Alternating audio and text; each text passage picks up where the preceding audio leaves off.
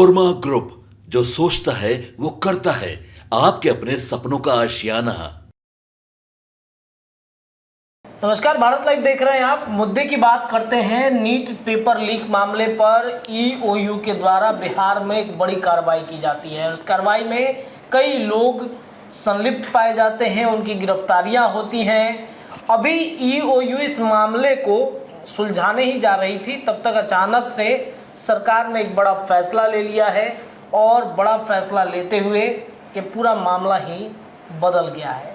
अब कौन जांच करेगा इसका, क्या होने वाला है? नीट पेपर लीक पर जो गड़बड़ियां सामने आई थी, इस पर क्या कुछ फैसला होगा? हमारे साथ इस मुद्दे पर चर्चा करने के लिए senior journalist Chandan Jha sir मौजूद हैं। लगातार ये अधिकारियों से बातचीत कर रहे हैं, लगातार ये जानकारी इकट्ठा करने की कोशिश कर रहे हैं कि इसके बाद अगला स्टेप क्या होगा। सर से ही जुड़ते हैं, पूछताछ करते हैं। क्या सर, किन से क्या बात हुई? और हमने सुना अचानक से फैसला बदल दिया गया, क्या फैसला बदला गया है? देखिए, बिहार की जो ईओयू की टीम है वो 90% इस केस पर काम कर चुकी थी। अच्छा। अब फाइनल देने वाली थी 10%, क्योंकि जितने भी जहां से ये पेपर निकला था, जिस स्कूल से निकला था, जिस सेंटर से निकला था, जहां पर बच्चों को रटवाया गया था, वहां तक पुलिस पहुंच गई थी। काफ़ी सारी गिरफ्तारियां भी हुई। वो मोबाइल फ़ोन भी बरामद हो गया था, जिस मोबाइल फ़ोन पे व्हाट्सएप आया था, प्रश्न पत्र, और वो जगह भी पता चल गया था जहाँ पे प्रिंट आउट निकाला गया। और प्रिंट आउट के बाद वहाँ पे रटवाया गया, और रटवाने के बाद एक तरह से कहें जो वहाँ पे वो उस प्रश्न पत्र को जला भी दिया गया। अब पूरी कहानी समझिए एक तरह से, जो किस तरह से पूरा बहुत ही इंटरेस्टिंग कहानी है, जो अभी ईओयू ने पब्लिक डोमेन में डाला है पूरी अपनी जांच रिपोर्ट को, जो किस तरह से वो पहुंची है अपराधियों तक। 5 मई को शास्त्री नगर थाना गिरफ्तार करती है 13 लोगों को, उसमें सिकंदर यादवेंदु भी हैं, वो भी है। उसके बाद 17 मई को ईओयू इस केस को टेक ओवर कर लेती है, क्योंकि बहुत हंगामा होता है, क्योंकि हरियाणा के एक सेंटर से 6 बच्चों का होता है, पूरी तरह से रैंक एक ही रहता है। तो इसके बाद एक तरह से कहें जो फिर 5 मई को चिंटू को ही पेपर मिला था, और जांच एजेंसी के पास ये जानकारी है कि जब 5 मई को जब सेंटर पे 2 घंटा पहले प्रश्न पत्र पहुंचा है, तो उसके एक दिन पहले चिंटू के पास प्रश्न पत्र पहुंचा। इसका मतलब सेंटर पे से नहीं हुआ है लीक, ये पहले कहीं रास्ते में लीक हुआ है। तो अब ईओयू उस कुरियर एजेंसी की तलाश में, फिर बैंक के अधिकारियों से पूछताछ हुई। बैंक के अधिकारियों ने कहा जो हमने तो इतना देर पहले दिया है कुरियर कंपनी को। अब बात होता है जो कुरियर कंपनी के द्वारा उस बक्से को जो सेंटर तक पहुंचाया गया, उस रास्ते में कहीं खेल हुआ है। इसमें अब कुरियर कंपनी संदिग्ध में आ रही है। तब ईओयू ने एनटीए से पूछा, आप कुरियर कंपनी का नाम बताइए, एजेंसी का नाम बताइए, क्योंकि झारखंड में 17 से 18 सेंटर थे जहां पे ये प्रश्न पत्र पहुंचना था। तो अब वहीं में से कहीं से रिलीज हुआ या निकला वो पहुंचा चिंटू के पास। चिंटू ने प्रिंट कराया, चिंटू ने दिया संजीव मुखिया को, संजीव मुखिया लेके आए और दिए पटना वाले मास्टरमाइंड को। अब पटना में क्या हुआ था खेला, जैसे मान लीजिए पटना के खेमनी चक में ये सेंटर है, और खेमनी चक से 3 किलोमीटर पहले एक ड्रॉप पॉइंट बनाया गया था। अच्छा। जो छात्रों को डायरेक्ट जो है वो वहाँ नहीं पहुँचेंगे सेंटर पे, प्ले लर्न स्कूल पे, उससे 3 किलोमीटर पहले एक ड्रॉप पॉइंट बनाया गया था। छात्र उस ड्रॉप पॉइंट पे ड्रॉप होते थे। एक घर था, मतलब एक जगह था, एक हो सकता है वो ड्रॉप पॉइंट चाय का दुकान भी हो सकता है, कहीं स्टॉल भी हो सकता है। तो उस ड्रॉप पॉइंट पे वो छात्र को पहुंचाया जाता था, ताकि उसके गार्जियन इन सब चीज़ों को न देखे वहाँ पे। और उस ड्रॉप पॉइंट पे एक टैक्सी रहती थी, और उस टैक्सी में उस छात्रों को लेकर के प्ले लर्न स्कूल पहुंचाया जाता था। तो वैसी स्थिति में बहुत ही सुनियोजित तरीके से सारी चीज़ों को क्रैक कर चुकी थी। देवघर से फिर चिंटू की गिरफ्तारी होती है, फिर पहले दिन 13 लोग गिरफ्तार हो गए थे। और जो मतलब कहें जो, और इतना ही नहीं, चिंटू का काम केवल इतना ही नहीं था। चिंटू का काम था उस एजेंसी, जो भी लड़के हैं, जो भी इस तरह के सेटर है, उसके लिए डुप्लीकेट सिम इंतजाम करना, उसके लिए मोबाइल फ़ोन इंतजाम करना, और उसके लिए आश्रय स्थल, मतलब जहाँ पे लोग ठहरे, जहाँ पे एग्जाम दें, रात बिताएं और रट्टा मारें, तो ये काम चिंटू का था। इसमें उन्होंने अपना कहें जो 100% काम किया। तो एक तरह से कहे, अब हमारी ईओयू के अधिकारियों से बात हो रही है। ईओयू के अधिकारियों ने कहा जो 27-28 लोगों की पूरी टीम काम कर रही थी।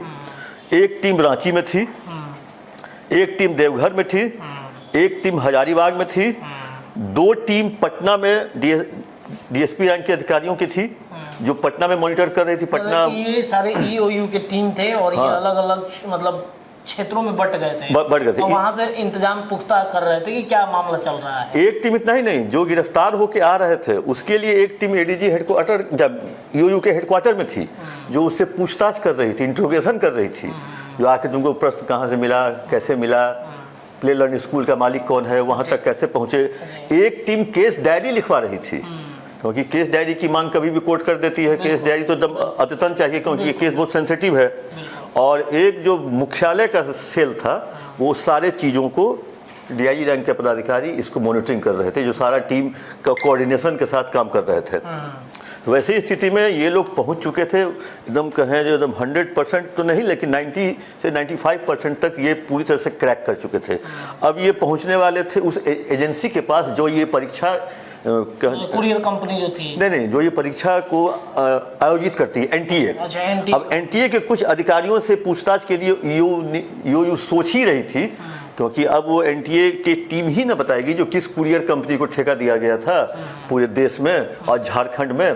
तो वैसी स्थिति में झारखंड के उस कुरियर कंपनी को तलब किया जाता है, आप उस कुरियर कंपनी के उस गाड़ी का, उसका जो क्या कहते हैं, जो जीपीएस सिस्टम वाली गाड़ी आपकी है कि नहीं। अगर जीपीएस सिस्टम है तो हमको उस दिन का जीपीएस रिकॉर्ड दिखाइए, तो कहाँ कहाँ आपकी गाड़ी गई, बीच में कहीं रुकी है कि नहीं रुकी है।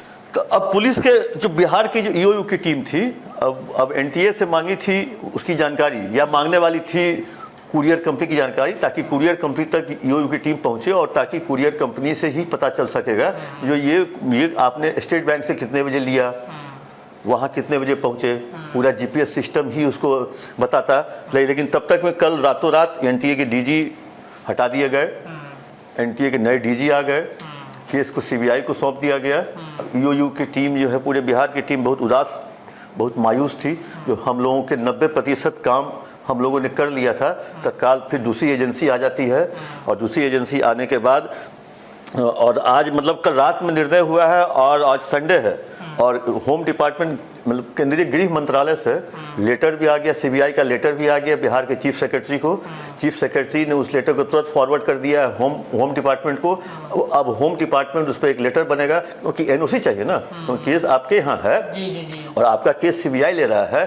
आप मतलब आपत्ति आपको नहीं है, इसका एक पत्र जाएगा। वो पत्र अभी हमको लगता है जो 7 बज रहा है, अभी से लेके आधे पौन घंटे के अंदर एनओसी भी जारी हो जाएगा। मुख्यमंत्री का उस पर साइन होना है ना, सीएम का साइन चाहिए, क्योंकि गृह विभाग उन्हीं के अंदर आता है। तो ऐसे में मुख्यमंत्री के पास वो पत्र जाएगा, उस पर साइन होगा, तब जाके सीबीआई इस केस को टेक ओवर करेगी।